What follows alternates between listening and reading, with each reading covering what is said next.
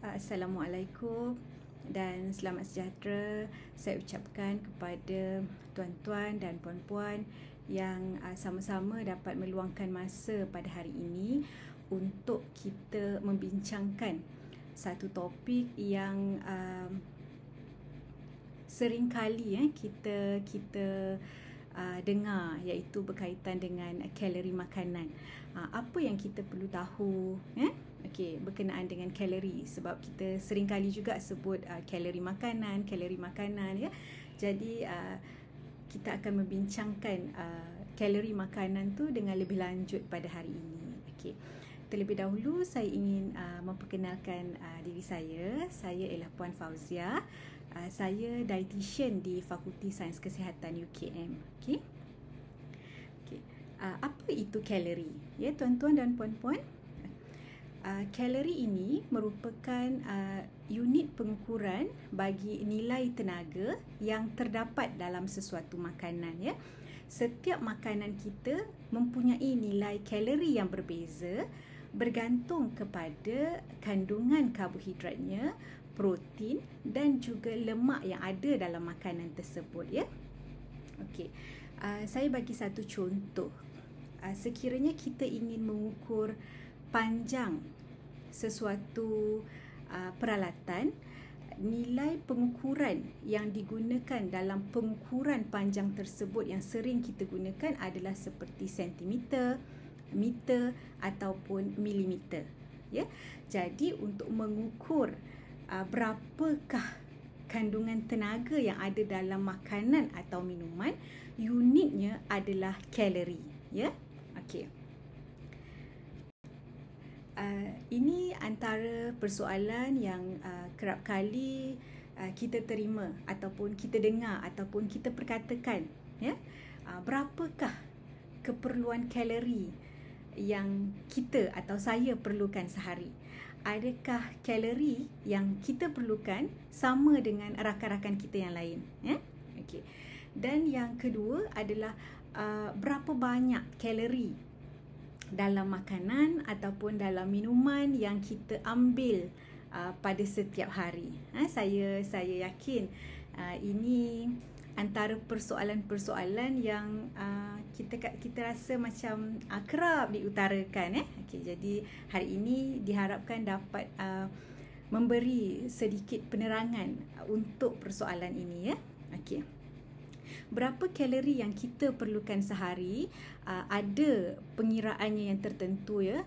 Di dalam slot ini saya akan tunjukkan dua pengiraan yang biasa kita guna, iaitu pengiraan secara pantas ataupun kita kata kaedah quick method, dan yang keduanya kita boleh mengetahui nilai kalori yang kita perlukan berdasarkan RNI, Recommended Nutrient Intake, bagi Malaysia yang dibangunkan dalam 2017.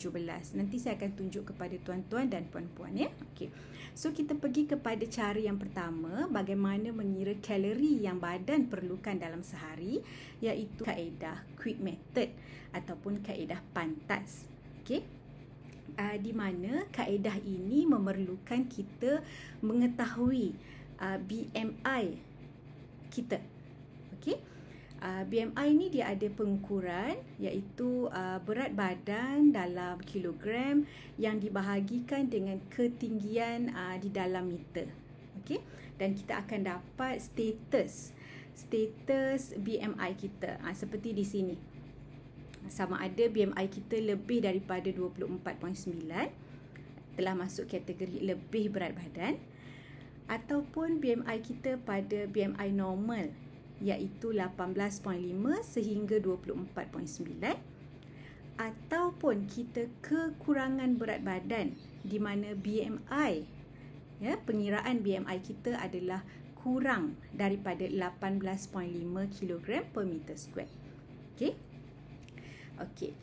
Setelah kita mengetahui status BMI kita, kita juga perlu mengetahui tahap aktiviti fizikal kita lah, sama ada kita ni adalah individu yang sedentary, yang kurang aktif, ataupun kita ada melakukan aktiviti-aktiviti fizikal yang kita boleh kelaskan sebagai sederhana, ataupun memang kita ni adalah individu yang sering kali melakukan physical activity yang berat lah ya. Okey.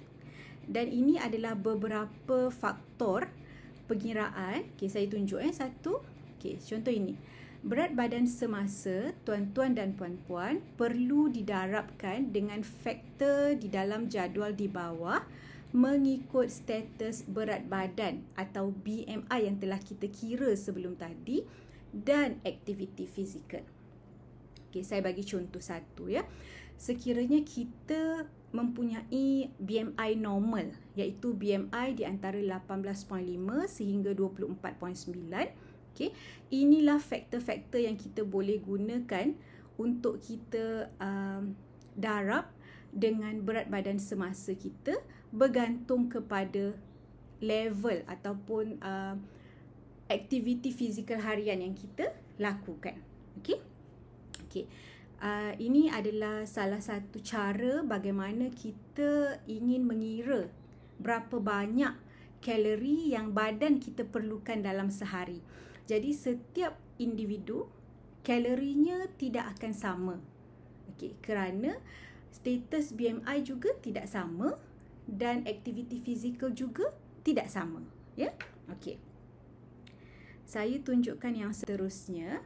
Okey, ini adalah pengkelasan mengikut WHO ya. Okey, di mana bila BMI kita kurang daripada 18.5, kita dikelaskan sebagai kurang berat badan. Di antara 18.5 sehingga 24.9 adalah berat badan yang normal atau ideal atau unggul ya. Apabila pengiraan BMI kita telah melebihi 24 iaitu 25 dan seterusnya, maka berat badan itu telah dikelaskan sebagai lebih berat badan ataupun overweight dan juga obesity. Ya, okey. Ada kajian yang menunjukkan bahawa hampir 50% rakyat Malaysia dewasa adalah berlebihan berat badan ya dan mengalami masalah obesity. Okey.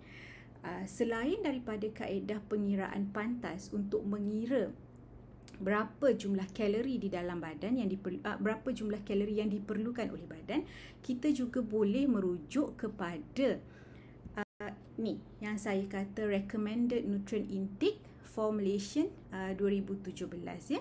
Okey. Apa yang saya boleh tunjukkan, ini adalah range umur dewasa iaitu di antara 18 ke 60 tahun.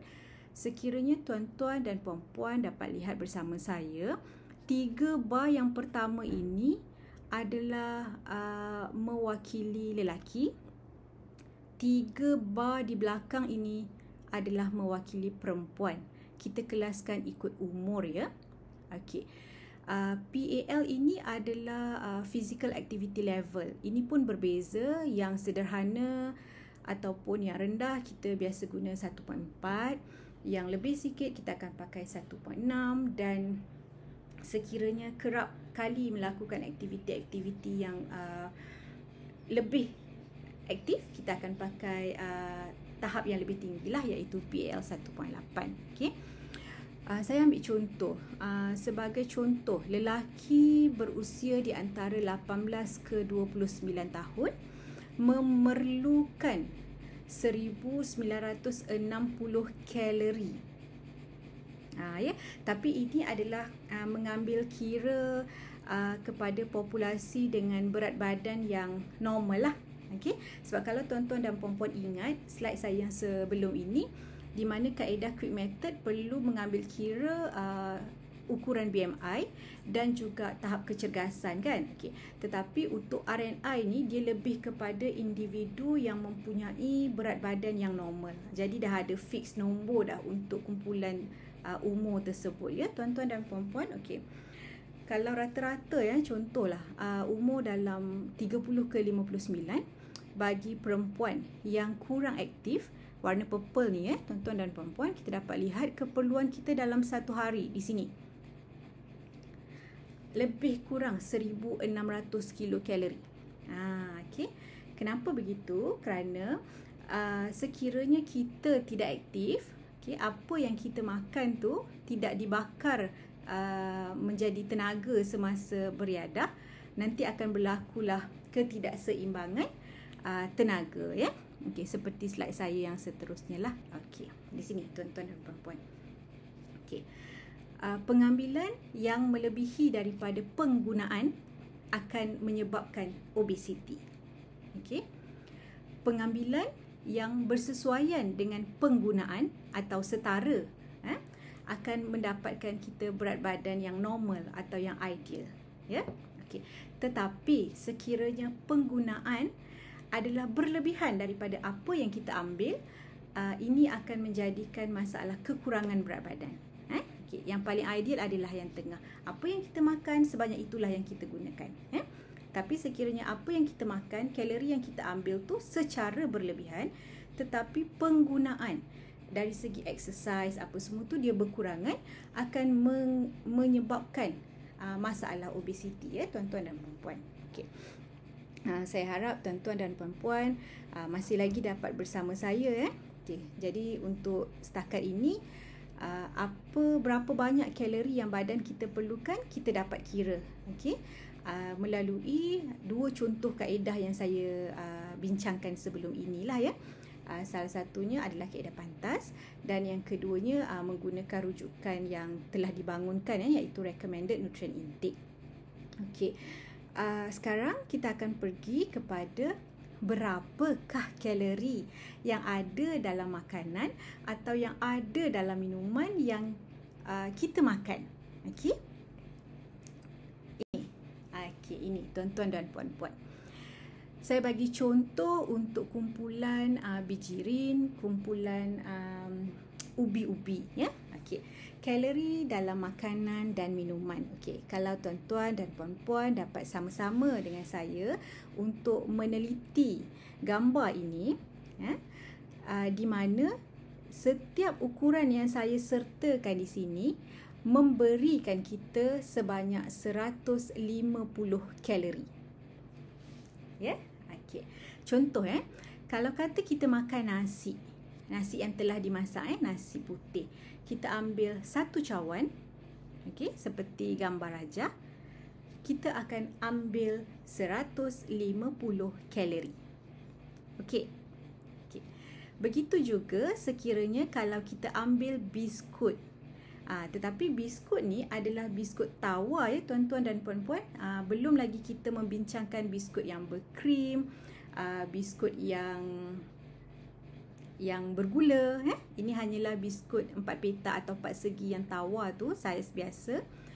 6 keping biskut ini membawa 150 kalori. Ya, okey. Sama juga untuk 2 keping roti, sama ada dia adalah roti putih atau dia adalah roti whole grain. 2 keping roti ini akan memberikan kita sebanyak 150 kalori. Okey. Cuba puan-puan perhatikan gambar yang saya tunjuk ni. Ini adalah gambar bubur nasi, tuan-tuan dan puan-puan. Kalau kita lihat untuk nasi, satu cawan penuh tadi adalah 150 kalori, tetapi untuk bubur nasi 150 kalori tu daripada 2 cawan bubur. Sebab bubur ni kita sedia maklum yang kita masak akan lebih banyak cecair di dalamnya, kan, berbanding beras itu sendiri, ya. Okey. Ada beberapa lagi lah kumpulan cereal ni ataupun bijirin ni yang ada makanan dan minuman. Cuma saya cuba keluarkan beberapa yang sering kali kita makan, Okey. Selain daripada kumpulan bijirin ni ataupun ubi-ubian ni, ya tuan-tuan dan puan-puan, makanan buah-buahan yang kita makan juga mempunyai kalori. Okey. Iaitu sebanyak 60 kalori bagi setiap saiz hidangan. Okey, contoh puan-puan dapat lihat dekat sini, 1 biji apple ataupun 1 biji oren. Buah-buah yang semua 1 biji tu akan memberi 60 kalori. Ataupun satu potong betik, satu potong nenas, satu potong honeydew. Okey. Itu adalah 60 kalori. Mesti puan-puan tertanya-tanya sama ada potongan besar atau kecil memberikan kalori 60 ataupun berbeza. Itu saya akan kupas pada slide-slide seterusnya, sebab saiz makanan yang berbeza akan memberi jumlah kalori yang berbeza, ya tuan-tuan dan puan-puan. Okey. Seperti di sini, rambutan 5 biji. Bila kita makan 5 biji adalah 60 kalori dah kita ambil. Kalau tuan-tuan dan puan-puan ambil 10 biji rambutan, bermakna 60 kali 2 dalam 120 kalori, ya. Okey, macam tu. Ataupun kalau untuk anggur, sebab dia kecil-kecil kan. Okey. Ini ada 1 2 3 4 5 6 7 8. 8 biji anggur mengandungi 60 kalori. Sekiranya kita mengambil lebih daripada 8, so kita perlu kalilah dengan berapa-berapa jumlah anggur yang kita ambil, ya. Okey. Selain daripada itu, cuba tuan-tuan dan puan-puan perhatikan di sini. Di dalam susu juga mengandungi kalori. Cuma perbezaan kepada sama ada susu itu full cream atau susu itu low fat ataupun susu itu susu skim. Saya pasti puan-puan dapat melihat bersama-sama dengan saya perbezaan kalori bagi setiap jenis susu tersebut.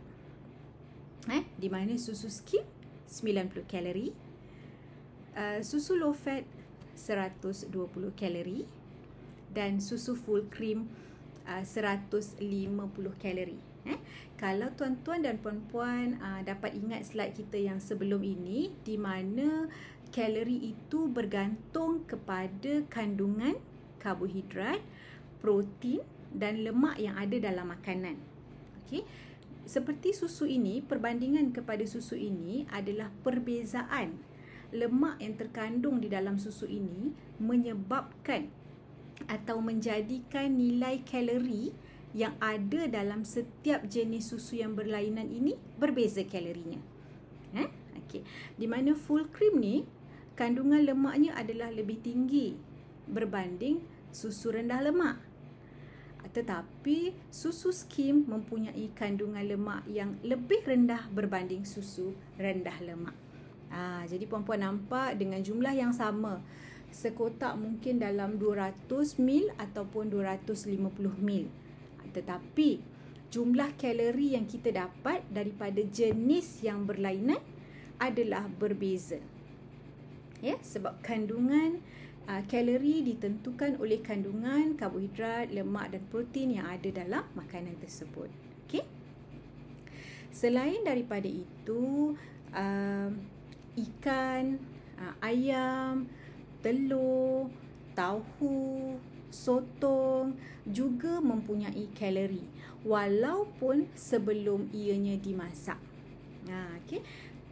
Suka juga untuk saya tarik perhatian tuan-tuan dan puan-puan di mana semua jenis makanan dan minuman mempunyai kalori kecuali air kosong dan juga sayur-sayuran yang tidak dimasak atau tidak dimasak menggunakan minyak dan santan. Itu baru kosong, tak ada kalori. Selain daripada itu, walaupun ikan mentah, walaupun telur, walaupun tahu, walaupun Quaker Oats, tetap juga ada kalori, ya tuan-tuan dan puan-puan. Okey.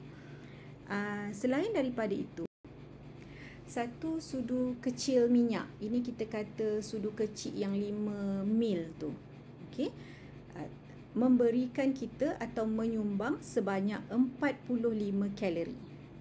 Okey, 45 kalori. Ini satu sudu kecil.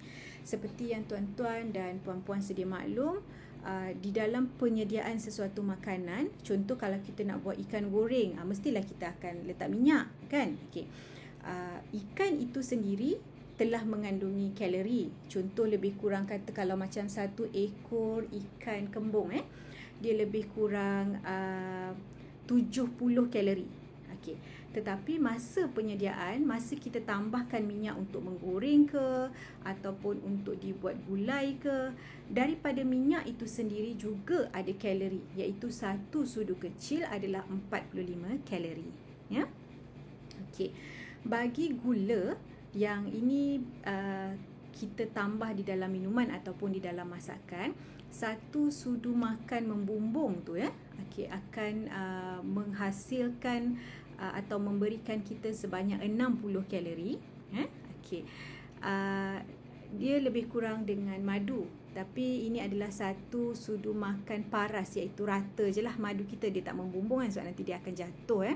Okey. Ataupun ini tuan-tuan dan puan-puan, di dalam penyediaan makanan kita yang kita tambah dengan santan, 1/4 cawan ataupun suku cawan santan tu akan memberi 50 kalori. Okay. Ini perlu kita tahu sebab kalau kita makan kari ayam contohnya, bila kita ambil ayam sahaja, dia akan bagi satu nilai kalori.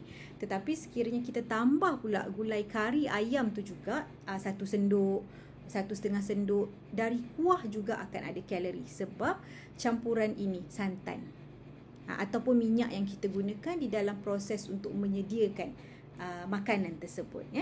Okay. So saya harap ini kita jelas lah ya. Okay.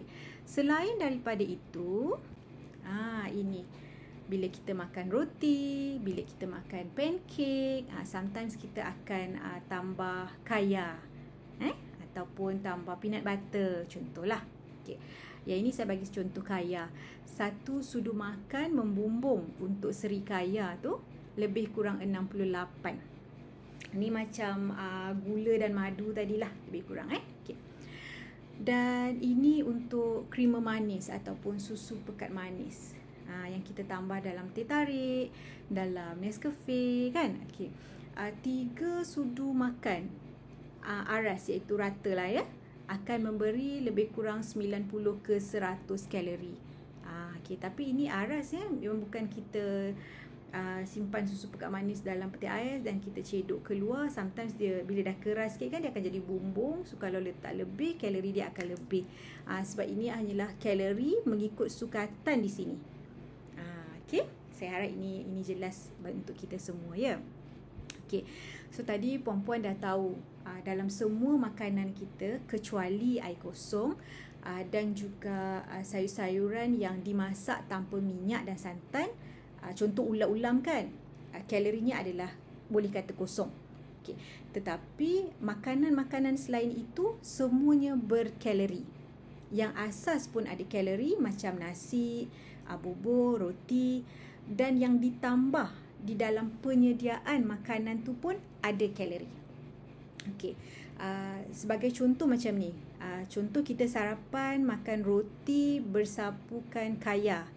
So dalam roti itu sendiri telah ada kalori. Yang 2 keping roti tadi kita kata 150 kalori. Bila kita sapu pula kaya, satu sudu makan kaya ni 68. Kita sapu satu kaya pada satu roti, 2 sudu makan kaya pada 2 roti, jadi bertambahlah 150 tambah 68 tambah 68. Jadi itulah jumlah kalori yang kita ambil untuk sarapan pagi tadi. Ya. Okey. So kalau tuan-tuan dan puan-puan telah faham berkenaan dengan jumlah kalori yang ada di dalam makanan kita, saya pergi kepada tajuk seterusnya, iaitu ini suka untuk saya terangkan bahawa kandungan kalori yang ada dalam makanan atau minuman kita adalah berbeza mengikut saiz atau kuantiti makanan itu. Dan yang kedua adalah cara penyediaan, seperti yang saya ada sebut-sebut sebelum-sebelum ni kan. Okay, sebab tadi contoh saya bagi contoh balik. Katalah kalau kita ambil satu nasi putih, satu cawan nasi putih ada 150 kalori. Okay. Tapi kalau kita ambil 2 cawan nasi, iaitu jumlah dia dah berbeza kan. Jadi kalori yang kita ambil itu juga turut berbeza. Ya. Okay. Ataupun cara penyediaan. sekiranya kita ambil contoh, kita ambil ayam kari, hanya ayam sahaja tanpa kuah kari yang bersantan tu, kalorinya akan lain berbanding dengan kita ambil sekali kuah kari ayam tu bersama isi ayam. Jadi cara penyediaan ni pun berbeza, ya tuan-tuan dan puan-puan. Okey. So saya pergi kepada yang ni. Kalau tuan-tuan dan puan-puan dapat sama-sama dengan saya untuk tengok 3 pinggan ni, tuan-tuan dan puan-puan. Di sini. Minta maaf ya kalau kurang jelas sikit sebab background ni pun putih, pinggan ni pun putih dan juga nasi ni pun itself putih, ya. Okay, tapi saya cuba mudahkan untuk tuan-tuan dan puan-puan. Okey.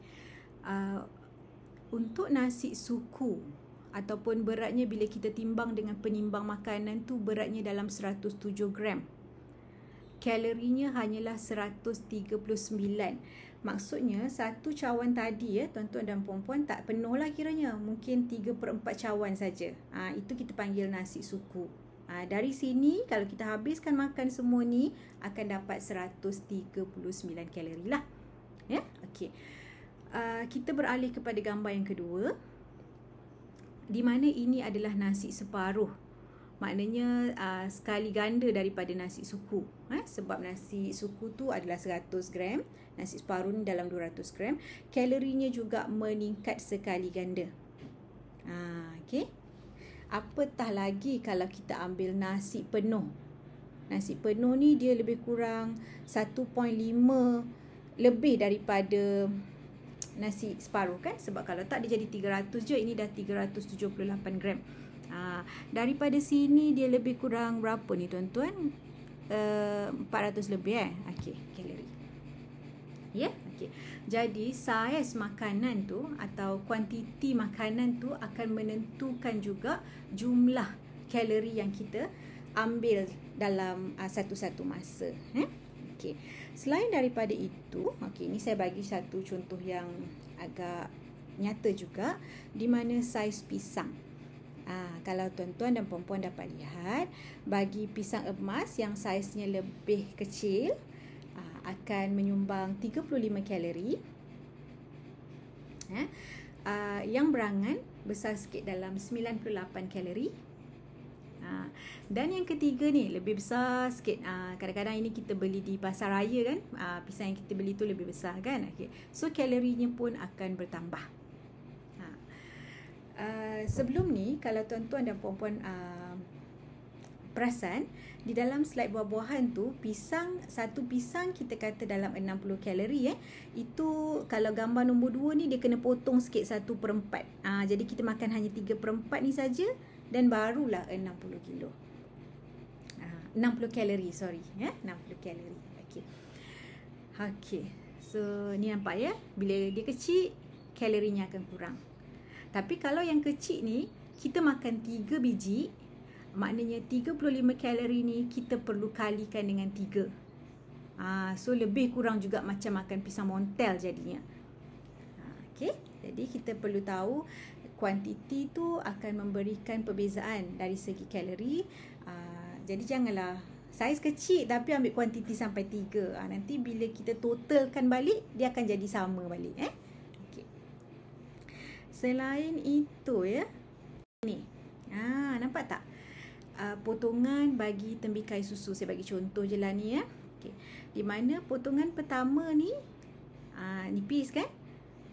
Potongan yang kedua ni lebih tebal sedikit, dan potongan yang ketiga ni memang lebih besar lah kan. Potongan yang paling kecil ini memberikan kita sebanyak 34 kalori. Kalau kita besarkan sikit saiz potongan tu kepada gambar yang nombor 2, lebih kurang 60 kalori. Tapi kalau kita ambil lebih besar lagi berbanding yang potongan kedua ni, kalori kita akan bertambah lagi. Okey. Jadi ini pun buah ni memang bagus sebab dia ada serat kan, tetapi tetap juga mempunyai kalori. Jadi waspadalah dalam pengambilan, jangan terlebih banyaklah Okey. So seterusnya dari segi sapuan. Dari segi sapuan. Sapuan ni kalau tuan-tuan dan puan-puan dapat lihat, gambar butter yang dekat pisau ni dia different. Ni kecil sikit, ni bertambah sikit, ini bertambah besar sikit, ni bertambah banyak sikit. Jadi bila sikit je kita sapu, kuantiti butter ke, kuantiti kaya ke, peanut butter ke, kalorinya jadi sikit lah. Tapi kalau kita sapu tebal, di mana butternya, kayanya lebih banyak, kan? Ni. Dan kalorinya jadi lebih besar, lebih banyak. Jadi apa yang tuan-tuan dan puan-puan atau kita sama-sama dapat buat dalam mengurang atau mengawal kalori yang kita ambil adalah kita kurangkan kuantiti. Contoh bila kita makan roti disapu butter. So butter tu kita ambil sikit saja macam ni. Dan kita sapu. So memang akan nampak lagi warna putih atau warna coklat pada roti kita, sebab bila sikit dia tak boleh cover semua bahagian permukaan roti tersebut. Compare dengan yang boleh cover semua, tebal, lazat berkrim, kalori dia akan jadi lebih lah, sebab keperluan tenaga kita tadi adalah mengikut kepada status terkini berat badan kita dan juga status terkini aktiviti fizikal kita. Sebab kita yang tahu kita ni adalah individu yang aktif ke individu yang sedentary. Sekiranya kita sedentary, kita tak perlukan berlebihan kalori.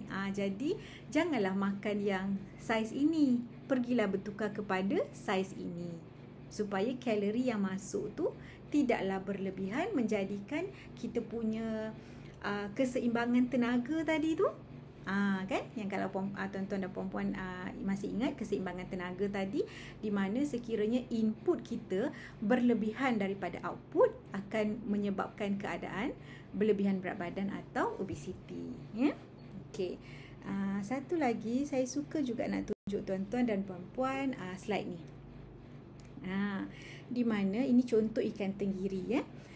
Di mana kalau kita habiskan makan satu penuh ikan tenggiri ni, ni yang mentah, ya tuan-tuan dan puan-puan, adalah 168. Yang ni belum saya cerita kita tambah minyak untuk goreng, kita tambah santan untuk buat kari. Ini hanya yang mentah, tetap ada kalori.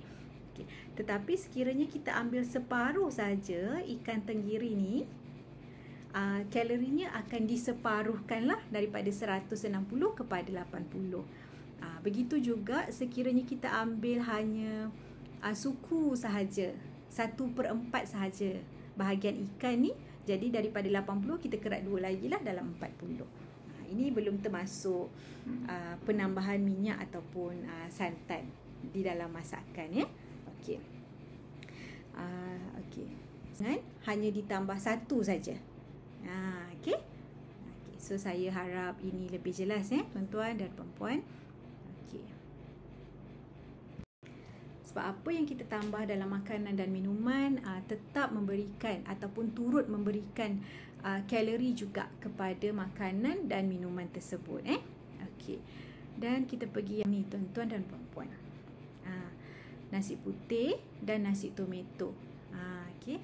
Saya pasti ramai di antara kita ni yang gemar untuk mencuba resepi-resepi baru, kan? Ataupun gemar menikmati makanan-makanan nasi yang berperisa berbanding nasi putih. Ni saya ambil satulah nasi tomato. Mungkin nasi lain juga, nasi biryani, kan? Okay. Ataupun nasi ayam, kan? Kita masak pun letak butter kadang-kadang, ada minyak, ada, kan? Okay. Jadi tengok di sini tuan-tuan dan puan-puan, jumlah yang sama.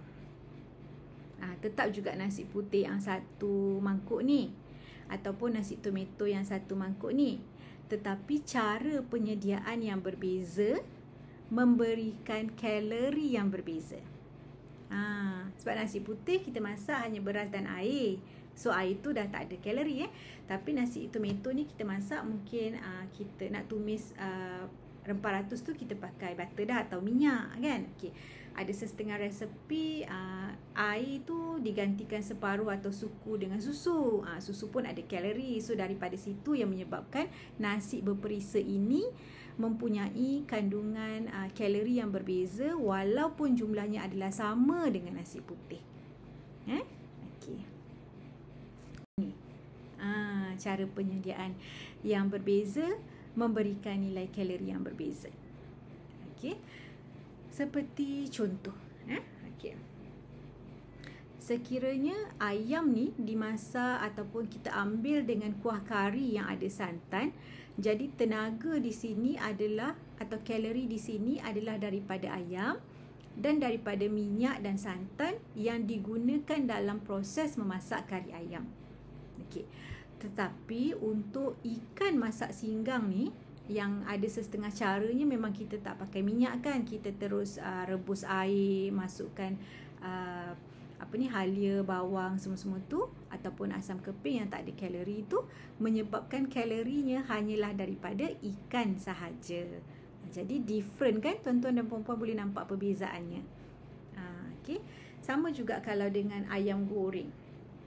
Mungkin ayam tu bila kita goreng kita akan gunakan minyak, ataupun ada juga kaedah ayam tu kita salut dengan tepung dulu kan. Lagi penyerapan minyaknya bila kita salut dengan tepung akan jadi lebih tinggilah. Okey. Ikan bakar. Ikan sendiri telah ada kalori, tapi semasa proses membakar kalau langsung tak letak minyak, jadi kalori tu hanya daripada ikan. Tetapi kalau letak nak buat ikan bakar, letak 1 sudu kecil minyak, tambahlah 45 kalori. Kalau lebih sikit minyak, tambah lagi minyak. Jadinya kandungan kalori tu akan berubah-berubah ikut cara kita sediakan makanan tersebut. Okey. Okey. Ini. Sayur yang berbeza. Ini kerap kali pilihan kita jugalah ya, sama ada di rumah ataupun semasa makan di luar. Ada yang ulam-ulam saja, ada yang sup sayur, ada yang sayur tumis. Sayur tumis ni kita pakai minyak sikit untuk kita tumis dia punya bawang-bawang kan. Ataupun ada yang sayur masak lemak. Sama ada petola masak lemak, kubis masak lemak kan. Okey. Jadi pilihan di tangan anda. Sama ada nak pilih ulam, nak pilih sayur-sayur yang masak air saja, nak pilih sayur yang bertumis, nak pilih sayur masak lemak. Sebab apa yang kita tahu sebelum ni, setiap penambahan di dalam cara masakan tu turut menambahkan kalori dalam pengambilan harian kita. Ya. Okay, saya bagi contoh. Katalah kalau kita ambil ulam-ulam, timun, daun selom, daun pegaga, contohlah tomato yang mentah kan. Kalori dari situ mungkin sangat sedikit atau tiada, sangat sedikit atau tiada. Tetapi bila kita beralih kepada sayur tumis, kena kira berapa pula minyak yang ditambah dalam penyediaan sayur tumis tu. Tetapi kalau kita ambil sayur masak lemak, perlu diingat berapa cedok, berapa sudu kuah masak lemak yang kita turut ambil bersama dengan sayur untuk kita makan. Jadi ada penambahan-penambahan kalori yang berbeza di situ ya. Okey. Selain itu, di dalam kuih-kuih yang sering kali kita jumpa kari puff lah, kuih lapis, ada banyak lagi lah kuih lain. Sebenarnya saya ambil ni beberapa contoh saja. Ini pun akan ada kalori. Kan? Okay, saya yakin nanti tuan-tuan dan puan-puan akan fikir bagaimanalah kita ni nak kira, nak tahu dalam setiap makanan tu berapakah sukatannya yang memberikan sekian-sekian kalori. Okey, tak apa, jangan risau tuan-tuan dan puan-puan, kerana di hujung slide ni nanti saya akan berikan beberapa panduan lah ya untuk tuan-tuan dan puan-puan tengok di mana kalorinya.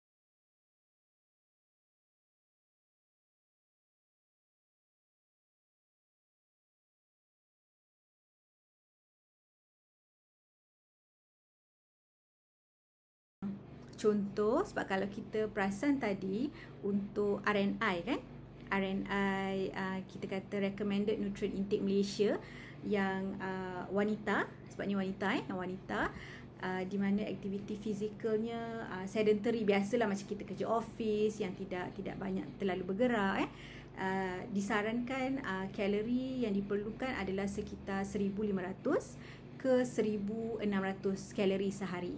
Inilah jadual, inilah rupa lebih kurang saya boleh tunjuk apa yang kita patut makan dalam satu hari untuk mendapat 1500 kalori. Ya, ada sarapan paginya, ada minum paginya sikit, makan tengah hari, minum petang dan makan malam. Jika tuan-tuan dan puan-puan dapat sama-sama dengan saya melihat slide ni, kita akan dapat perhatikan pilihan makanan yang ada adalah kita kata makanan-makanan yang lebih sihat cara penjadiannya. Yang bakar, yang sup, yang capati saja, tidak macam nasi lemak, nasi dagang kan. Contoh macam itulah ya. Dan juga kalau kita tengok saiz hidangan tu, hanya satu potong betik untuk minum pagi.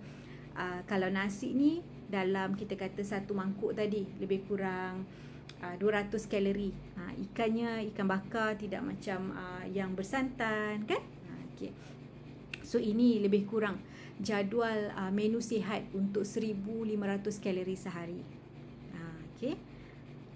Tengok kalau kek pun hanya satu potong, sebab dalam satu potong kek lebih kurang kari pap dalam 100 kalori je. Kalau kita makan 2-3 potong kek, kena kali 2-3 potong, minum petang saja mungkin dalam 300-400 kalau kita tak kawal jumlah makanan kita ya. Okey. Seterusnya adalah contoh menu sihat. Ini 1800 kalori. Kita ingat balik kalau RNI untuk lelaki yang aktiviti fizikalnya sedentary tadi dalam 1800 ke 1900 kalori.